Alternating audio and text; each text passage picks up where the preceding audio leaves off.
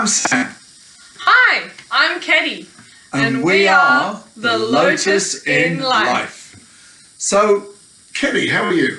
I'm going good, thanks. How are you? Good, thank you. Very, very well. So today's video, we're going to be discussing human security and peace.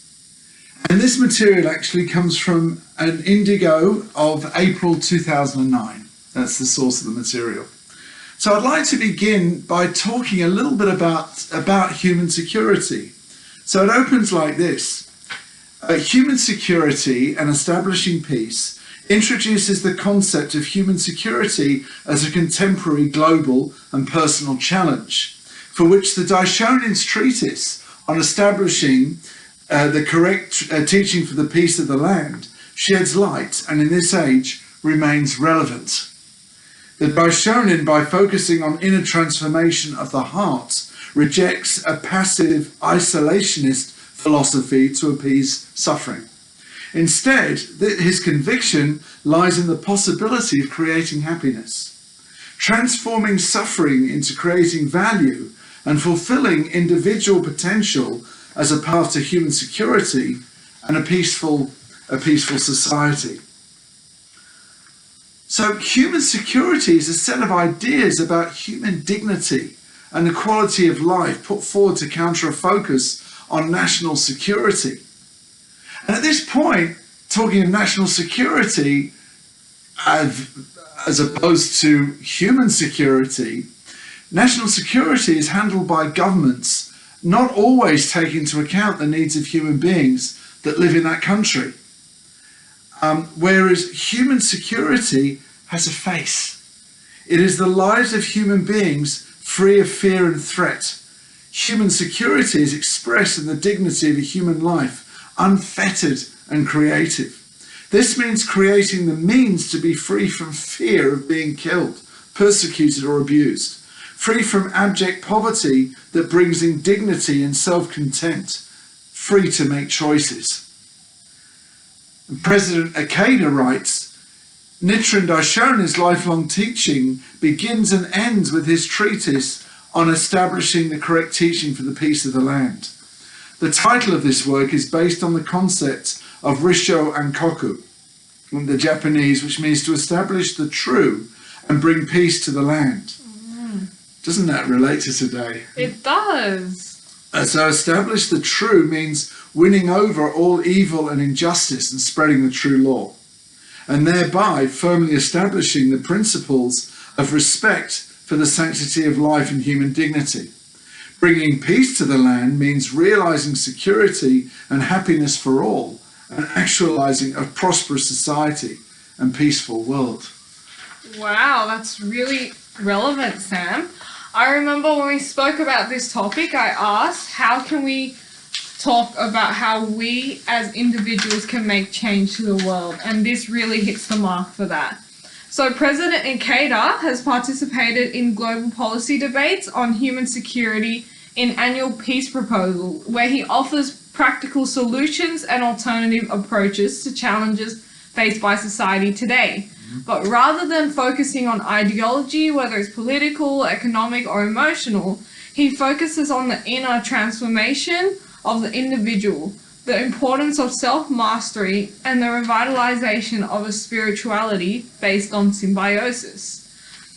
That the teachings of Nichiren Daishonin have a relevance in the challenges that humanity is facing today. This Buddhism provides deep insight and concrete ways in which we can all participate in creating a movement where people experience human security and a life of free from fear and indignity. So if we truly understood that human life is the most precious of all treasures, we will value our own lives and those of others. If society embraced this view of life's value, preventing violence and addressing all forms of suffering would become the highest priorities of humankind, as opposed to accumulation of material wealth or power. But humanity's common curse is an inability to fully believe in or appreciate the value of our own lives and those of others. Even if we do accept this theory, to act on it on a day-to-day basis is very difficult. When we are faced with bitter interpersonal conflict, we might still experience poisonous thoughts of jealousy and hatred. Absolutely. And I think this is absolutely where human revolution comes into it. How we can change our negative tendencies. Yeah, exactly. Which we will elaborate on a little bit further in this discussion. So, Buddhism views life as a struggle between the forces of good and evil. Good is defined as the creative, compassionate nature inherent in people, the desire to be happy oneself and aid others in their quest for happiness. Evil is defined as that which divides and breaks down our sense of connection, propelling us into a fear-driven competition to use and dominate others before they can do this to us. So, I have a question for you, Kelly. In the face of evil, how do you create value? I really like that question, Sam. I think it's like based on the concept of turning poison into medicine. That's very fundamental in our Buddhism. So for me, what I'm dealing with are evil inner tendencies, let's say, and where I have an automatic thought or automatic reaction to something, and my body sort of rejects it, and then it's this inner turmoil of me battling with this inner tendency. So how do I create value from that is by making sure that I learn from the experience. So every time I face that inner battle, I learn whether the reaction that I made is the right one and whether I should or should not do it again. And if I don't like how I reacted, I change it for next time. And then I make sure that those inner turmoils or that little battle of my good versus evil decreases over time. That is really insightful. I think a few of you out there would, or maybe all of you out there would relate to that. And what about you, Sam? In the face of evil, how do you create value? Well, I liken it to the phrase that's used by Daisaku Ikeda, using challenges as a springboard for happiness. Or again, which we discussed in programs further back, the lotus, like our own concept of the lotus, growing out of a muddy, how do we grow out of a muddy swamp? How does our life, the lotus, grow from this muddy swamp? And that muddy swamp is of evil. So I know myself that when I'm faced with evil in my environment, when I'm faced with something that will press my buttons and make me react, at that moment, a light goes off in my head and go, that's it. If I'm not in front of Gohonzon, or I can get near a Gohonzon at that particular point in time, I'll chant very strongly inside, especially if I'm feeling bad about this evil that has come to me, or this unfairness, or this reaction from somebody.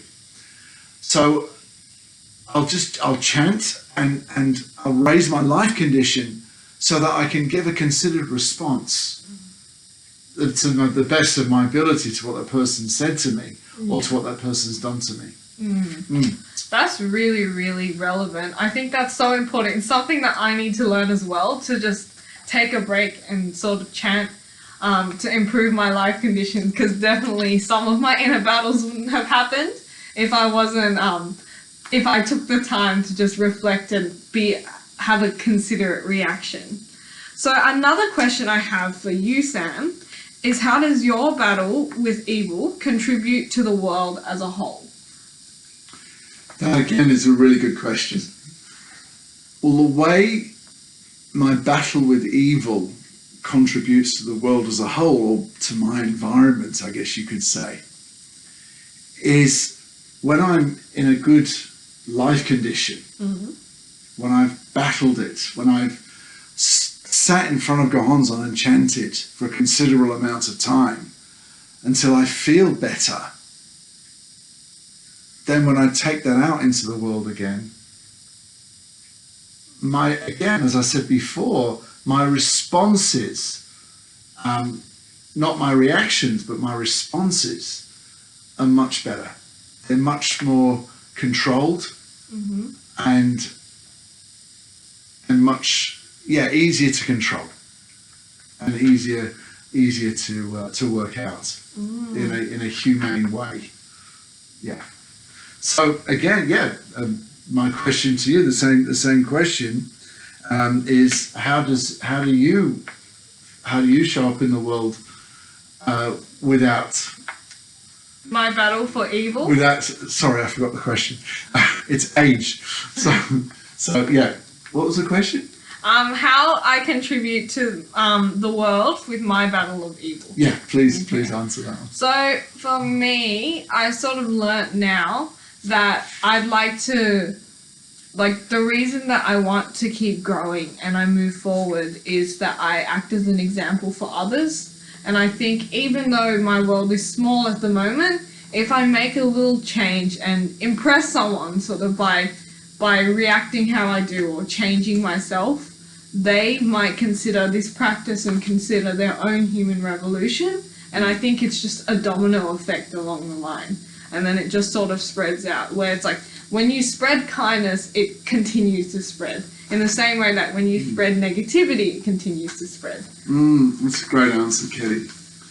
So to continue, Buddhism could give people the strength to overcome these spiritual poisons in their lives.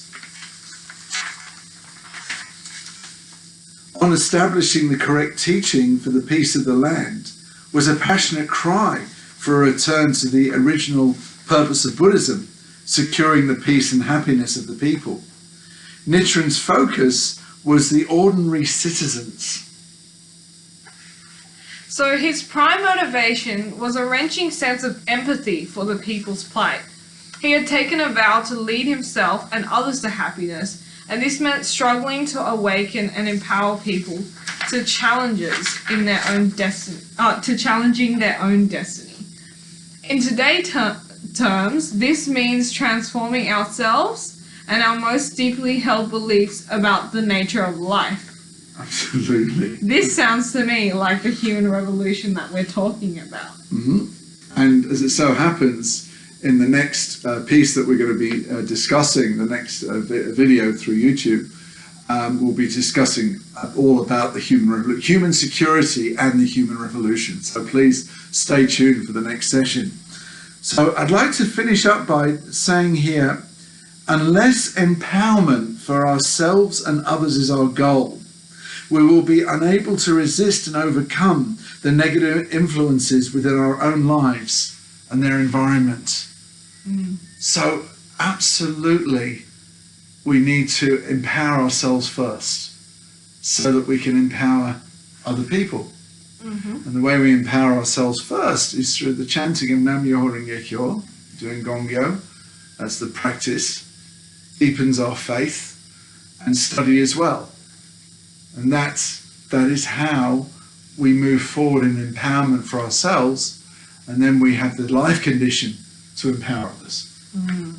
That's really powerful. So I'd just like to end with a quick question about how your human revolution is going before we dive into the next episode. Whoa. Good question. Okay. Well, in terms of my length of practice, which is 1983, so 37 years, I believe in the last couple of years, my human revolution has really been escalating, Kelly.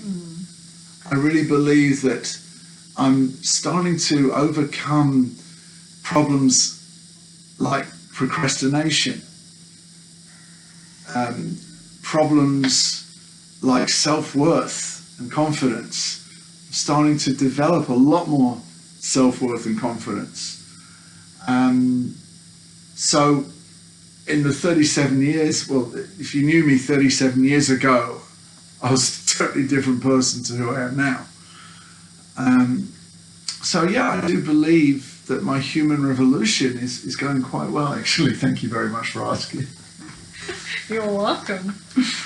And what about your human revolution? How's it going, Katie? Well, since I think I've changed a lot in the past year as well. Once I sort of took in consideration that I have to start doing my human revolution, I've just been going like churning forward since then, just to keep on working on myself. But what I'm still learning is that it's a never-ending process, I guess. That some problems come up and I deal with them and I'm like, that's great. It's over, and then more problems come up. And I spoke to another member and then she told me that's just life. Life has challenges. You'll always have to do your human revolution. It's not a one-off event. It's just a continual process throughout your life because we all have to continue growing. It's 100% true what you're saying, and I back at you, Eddie. The same for me. It's a continuous progress all the time. As I say, I have improved, but there's a long, long way for me to go. And it's an exciting journey, as I'm sure it is for all of you. Okay, Sam, thank you for the dialogue today. Thank you for the dialogue today. So, until next time, I'm Sam. I'm Ketty. And we are the Lotus in Life. Bye.